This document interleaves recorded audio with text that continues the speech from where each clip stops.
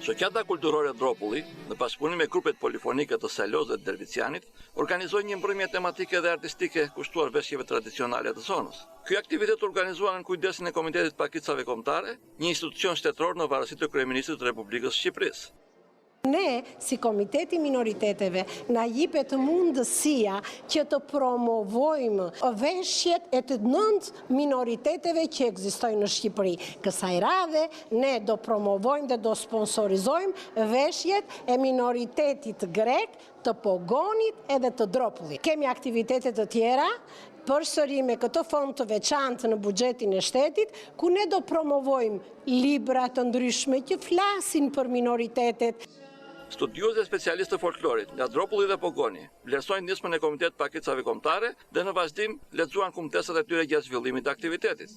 Kjo është iniciativë e mirë në fakt, sepse faktikisht veshja jonë Dropullite edhe Pogonis gjithmonë përmirësohet, domethënë. Kjo është një diçka e tillë që mund të frenojë shumë gjëra, por dhe mund të përmirësojmë shumë gjëra. Këto ta kemi.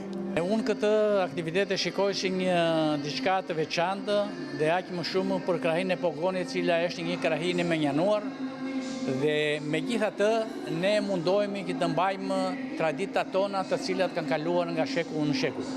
Pjesëmarrës në aktivitet ishin drejtues vendor, si dhe përfaqësues të trupit diplomatik të Republikës së Greqisë në Gjirokastër. Interpretimet e grupeve folklorike krijuan një atmosferë festive në sallën e Pallatit të Kulturës Dervician.